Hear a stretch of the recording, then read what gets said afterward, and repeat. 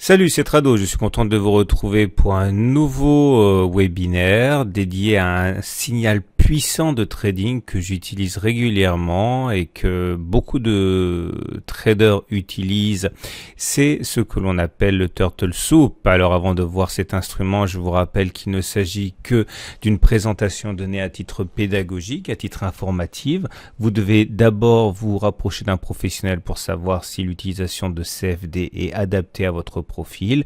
Ensuite, je le répète, tout cela est donné à titre informatif. Cela ne suffit pas en tant que tel pour passer à l'action. Il faut de votre côté développer des savoir-faire spécifiques. Tout ce qui suit n'est qu'une aide à la décision, mais ne saurait en elle seule suffire. Alors, on va d'abord voir ce que l'on appelle le Turtle Soup, et dans le cas de la hausse, puis ensuite dans le cas de la baisse, et ensuite je vous montrerai comment on peut éventuellement optimiser les résultats de ce setup pour le rendre encore plus efficace. Alors, comme annoncé, le Turtle Soup aussi. Alors, avant de commencer, je vous rappelle ici qu'il s'agit d'un graphe en chandelier japonais, donc chaque bougie peut correspondre à un jour ou une heure ou 5 minutes de cotation, mais le modèle Turtle Soup, le setup Turtle Soup fonctionne sur toutes les unités de temps, bien sûr dans une optique probabiliste, c'est-à-dire que cela fonctionne, et en tout cas, pour ceux qui l'utilisent régulièrement et de manière efficace, cela fonctionne plus souvent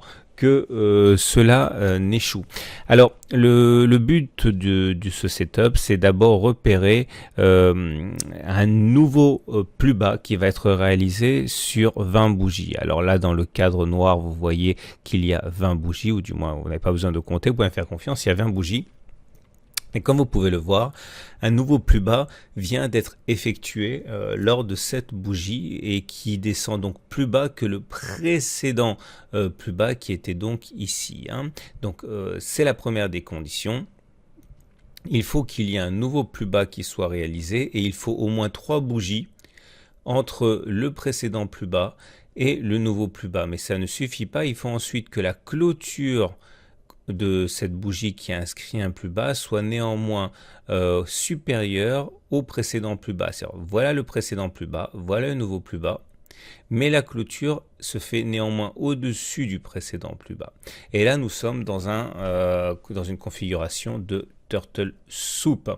Et l'idée, c'est qu'on va acheter dès que le Turtle Soup est avéré, et on espère qu'il y aura un mouvement de hausse. Alors l'idée, c'est qu'il s'agit ici de surfer sur le principe de fausse cassure, c'est-à-dire que on avait une cassure des précédents plus bas, mais cette cassure des précédents plus bas est invalidée par une clôture au-dessus des précédents plus bas, et donc cette fausse cassure risque d'entraîner des mouvements épidermiques dans l'autre sens, notamment parce que des traders qui avaient vendu décident de se racheter parce qu'ils ont été trompés par cette fausse cassure, et c'est ça qui provoquera cette impulsion. Alors voilà un autre exemple.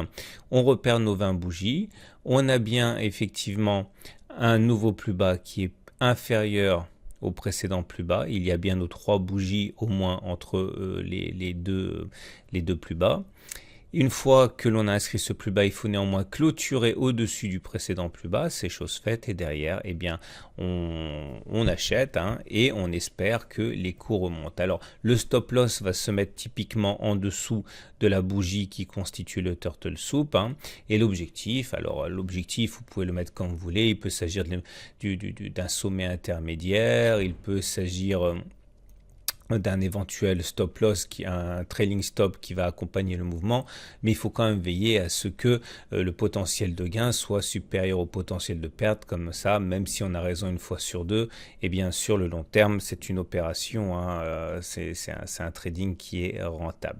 Donc si on récapitule, tout d'abord, il faut repérer un nouveau plus bas, qui est inscrit sur les 20 dernières bougies, qui va plus bas que le précédent plus bas.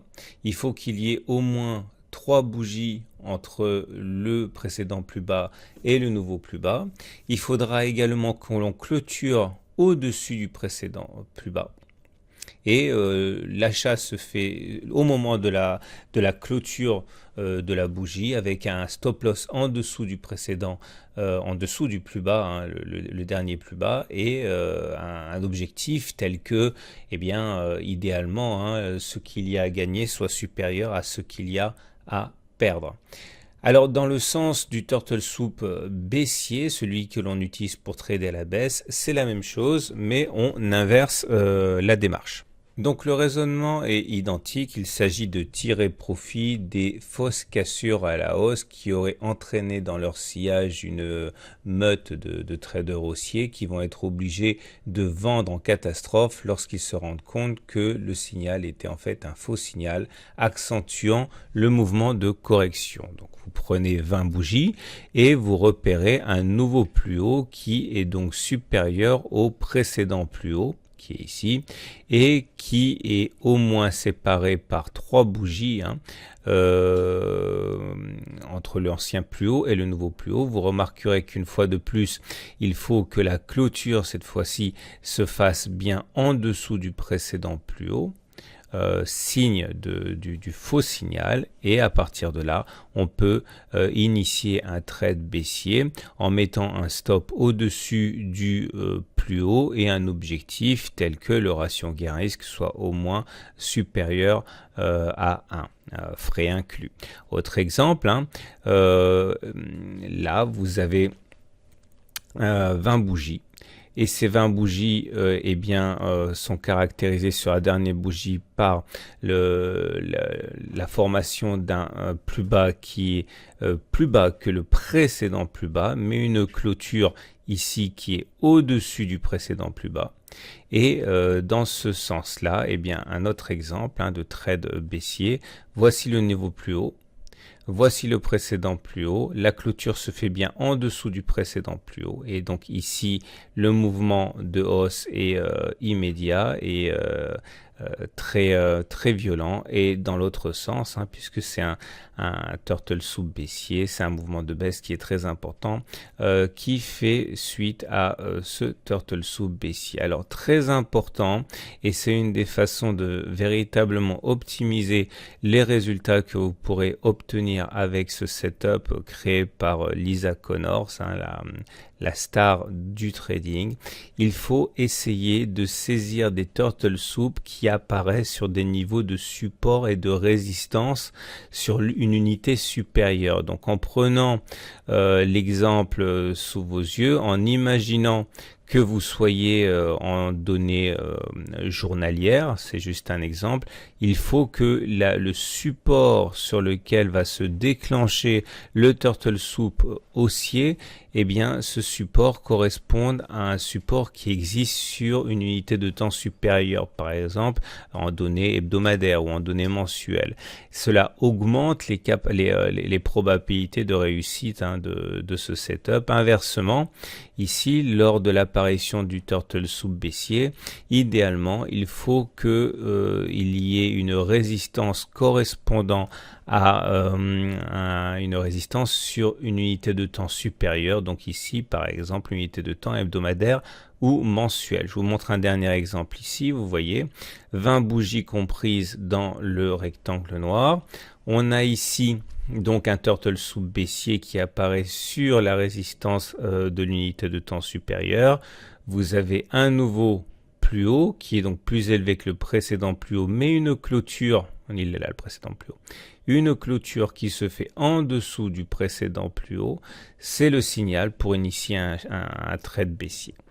Voilà ce qu'on pouvait dire pour ce setup. J'espère qu'il vous apportera une façon supplémentaire de gérer votre trading. Bien sûr, il faut mettre en application, s'entraîner, et ne prenez pas pour argent comptant tout ce qui vient d'être dit, hein, ce n'est donné qu'à titre informatif, mais cela peut néanmoins améliorer significativement votre trading. Je vous souhaite une excellente journée, je vous dis à très bientôt pour une autre présentation, un autre webinaire.